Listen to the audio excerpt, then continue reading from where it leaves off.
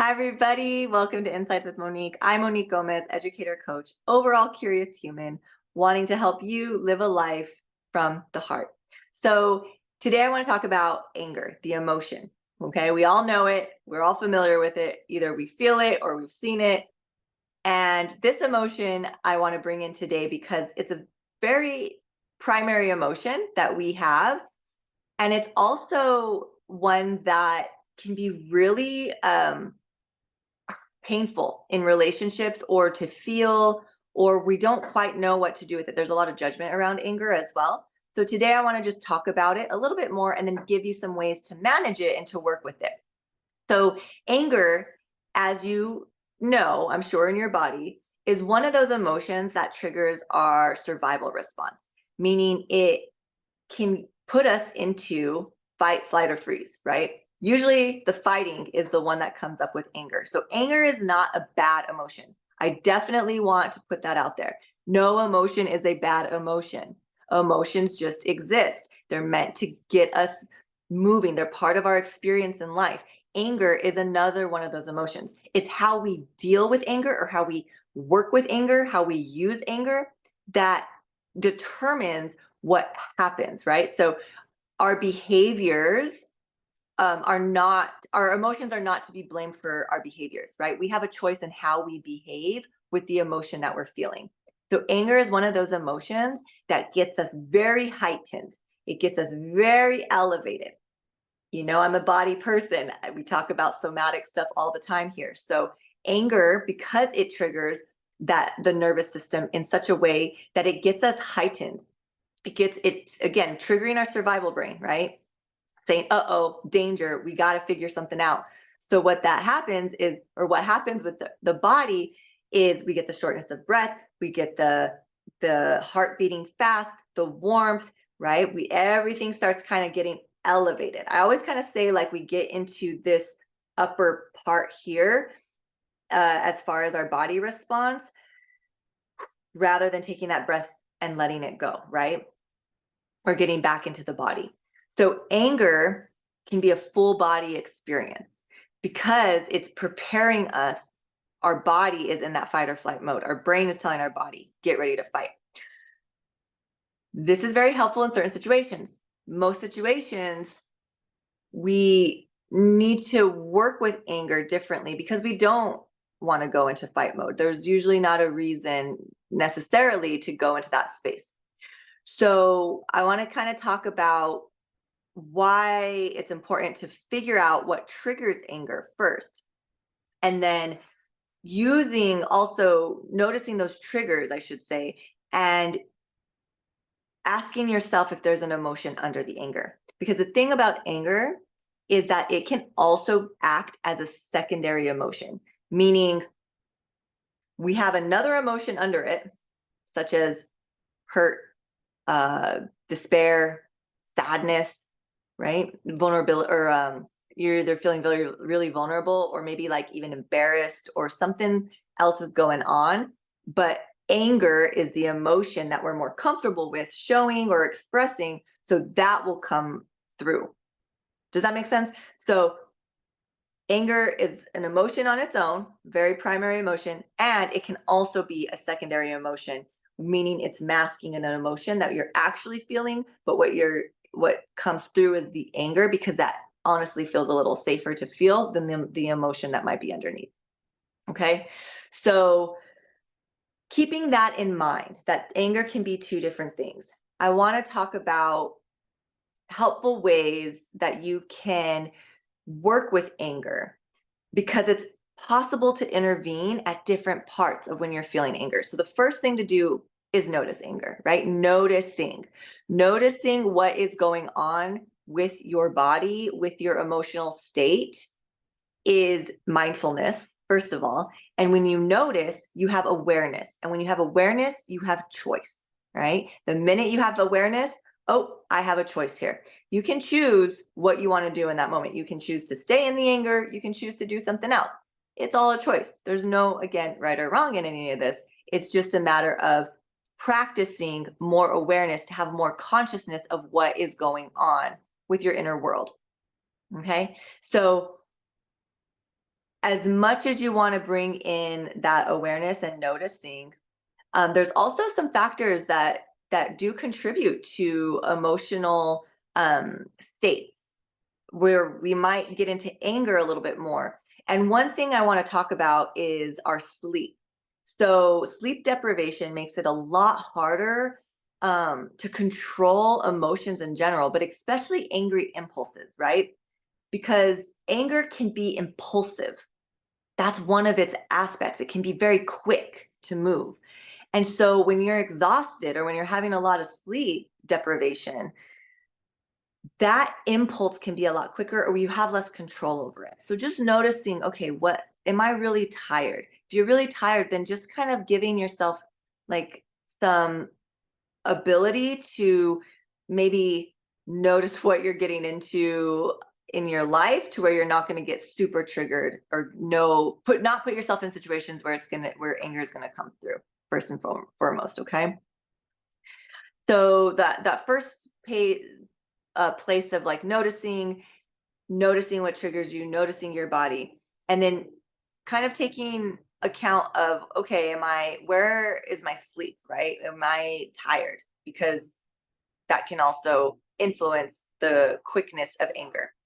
Um, Also, this is where that secondary emotion comes in because consider alternate interpretations of what's going on. So you might be feeling angry, but what might actually be happening is you're feeling really disappointed, or you're feeling really hurt, or you're feeling really embarrassed, right? So noticing that there might be a different emotion going on in your inner world. And then also taking different perspectives of the anger. So I always like to say, bring yourself out of the emotion. Emotions are very vital to this human experience. And sometimes we need to take ourselves out and look at the emotion. And then if you can look at it from all these different angles, maybe you can see something about the anger that you can't really feel because all we can feel is the impulse to be angry. But when we can use our mind to bring ourselves out and kind of see what is going on around, then we have a better chance at bringing those impulses down and not feeling like we're getting overtaken by anger. Okay. Taking deep breaths is another tool to manage your anger. So again, anger is a big emotion. It comes up, it feels like it comes from the ground up, right? From the belly up. And so bringing that breath in and exhaling, focusing on the exhale, key to breath work with anger. Letting it out through the exhale. The inhale will come. You got to trust the inhale will come. It's letting the exhale go. That is where you can let the anger move. Yeah, makes sense? Okay. And then there's kind of this myth of like letting your anger be fully expressed. But acting aggressively and being really uh forthfront or forward with your anger as far as in your behavior is not an effective way to work with anger. So being aggressive, being angry, being mad, being like towards other people, especially your partner, isn't helpful. Okay. So we can speak to the emotion. We can say, okay, I'm mad, I'm angry. And then we could take a step back, right? We don't need to express and put it all out there and just like let it out and vent it, right? So there's a difference between expressing in a safe way, meaning, oh, I'm so angry right now. Oh, I need to take a breath, or I need to walk away, or I need to do this. And that's different than just venting it to anybody in any way and just saying, well, I'm angry and this is what we got to deal with, right? This is part of taking responsibility for our emotions. This is part of taking responsibility of our inner world. We're not perfect at this. There's no such thing as perfect in any of this. And we are going to be messy and we are going to mess up and it's going to be not ideal sometimes. But the practice is, oh, noticing the emotion. Oh, speaking to the emotion. Oh, how do I want to work with this emotion? With anger, we don't want it to be overtaken. We don't want it to overtake us and then do things in an aggressive manner. Okay. So knowing that just letting it out freely anytime, anywhere actually doesn't work. It's not effective to work with the anger. It's okay to get mad, but expressing it with more of an awareness of, hey, I'm going to name this.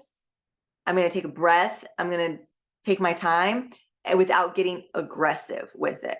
Okay. So remembering that anger is part of your landscape. This is part of something you're going to do, you're going to feel, you're going to experience. You don't have to be perfect in it all the time. Know that anger is this emotion that is very old and it goes into that survival mechanism of your body, right? So we can get blinded, right, by anger. We've heard that phrase, like you just see red. Anger has that force, that rage will come through. But knowing that sometimes there's something underneath it, knowing that when you notice it, you have a choice to how you want to behave with it, taking responsibility of it, knowing that your sleep also is really important to your emotional well-being, and looking at it from alternate perspectives can help you understand the anger and also what might be laying under it. Okay. And again, at the end of the day, we are not going into the world or into partnership with these emotions and being abusive or aggressive or any of that nature. Anger is an appropriate emotion to have. It is okay to be mad. It is okay to be angry. How you work with anger is what you pay attention to. So knowing when to express it in a safe space, not putting it aggressively on other people and making the whole situation feel really unsafe, and also not suppressing it, right? So knowing that you got to care for it and it's okay to have, and also keeping that in check because it goes into our big primal survival mode, our brain. Okay, if you have any questions, let me know. Let me know what you thought about this video. You could comment below. Don't forget to subscribe. And for more resources, free classes on anything related to relationships, sensuality, mindfulness, check out MoniqueGomez.com and get on my email list. I got an email list called, I send out a newsletter every week called Raw, and it's all about being a messy human with heart. So if any of those things feel interesting, go check them out. I hope to see you again soon.